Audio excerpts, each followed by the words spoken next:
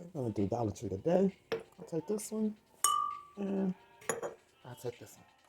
Then I added some of these Dollar Tree wooden pieces. So this is gonna be a very simple one. So normally I try to make the lanterns with something that has a top on it.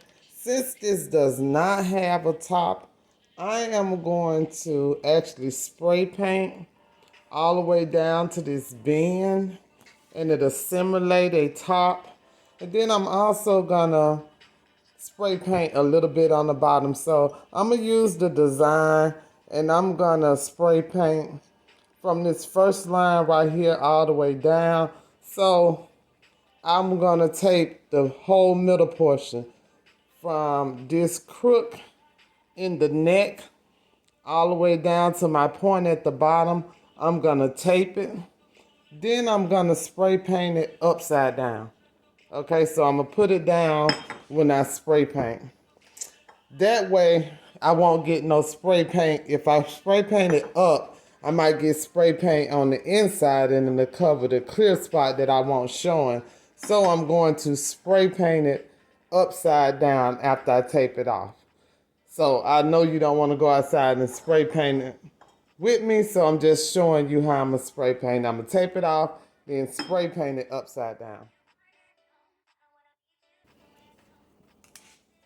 Okay, these are the wooden pieces I used. And for the wooden pieces, I went ahead and for the stand, I took the rope out and I just used my furniture staple puller, or you can just pry it out and get rid of the ropes. I used some Veritane wood stain. You can use whatever you want to color your piece.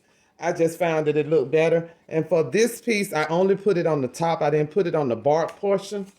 For the popsicle sticks or the craft sticks and the Jenga block, I did both sides.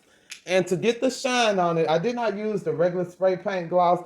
I just love this shellac in the can. I think it gives it a better gloss. It makes it look almost like you have epoxy on it. Or you can use polyurethane or the regular clear gloss spray. I just like to use this. Okay, for my little bench, which is kind of crooked, I don't have measurements because all of the wood at the Dollar Tree is different sizes. My suggestion is to place your craft sticks next to your wood or on top of your wood and measure that way. This that I'm measuring now would be the seat, so I did not want the seat to hang off the front or the back. I used two sizes of the craft sticks, the larger ones, and then the regular size ones. I also used 4 Jenga blocks as the legs. The bottom portion of my bench had 3 of the largest craft sticks, and the back portion had 4. It originally had 3, but I added a 4th one, and I will show you that. I used my little mini table saw to make all the cuts on the craft sticks. However, you do not have to use a saw. Those craft sticks will cut with scissors. I did have to cut the Jenga blocks, and they will not cut with scissors, so that the mini table saw does come in handy. I love that little thing. I'll link it. I will link it below. I do have a video on how to use it also. Let's get back to this craft. Look how handy it is. Y'all see that? So simple. Once I finished measuring, cutting, and staining all of the wooden pieces, I began to put my bench together. I don't have any measurements because, again, all of the pieces at Dollar Tree are different sizes.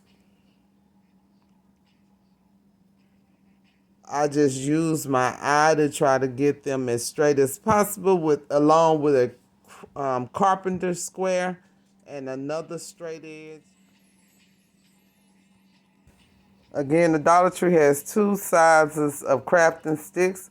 I use the larger ones for the seat portion and the back portion of my bench.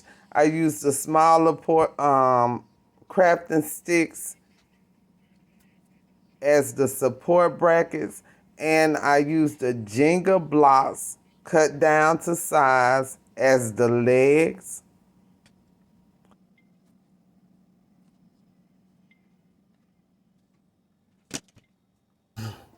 The Jenga blocks were just a bit too tall for me, so I used my little handy-dandy mini table saw to cut them. You definitely don't have to cut them. I only cut that small little piece off. I did use that piece, but you do not have to cut them. You can leave them the length that they are.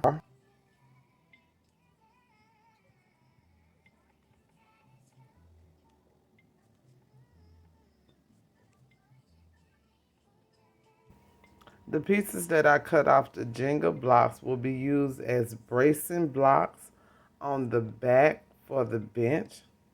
If you look at the bottom portion of the bench that has the paint on it while it's drying, the smaller crafting sticks are longer than the bottom portion. That's where the brace is going to fit at.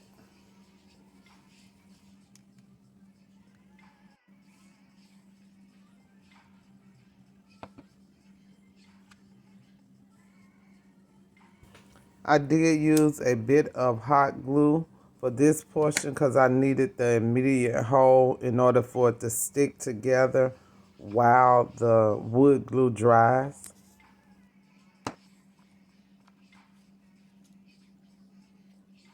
For the pole that will extend out, I used a small wooden dowel from the Dollar Tree. This is the 6-inch one, and one of the wooden beads. I used a drop of hot glue to put them together like this.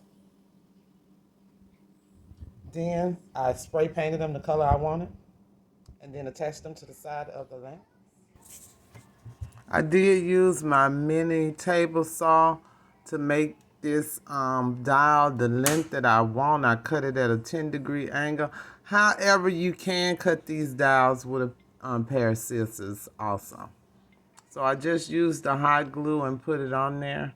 You will see all of the pretty wood. Look how that shellac is shining. Let's put it together. Okay, let's see how it looks.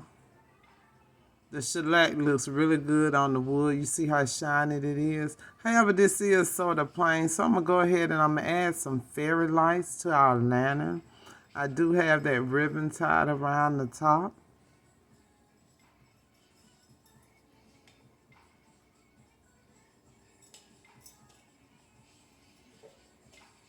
So originally, I wanted the pieces sticking out from the back of the bench because I was going to use that to put decorations on it.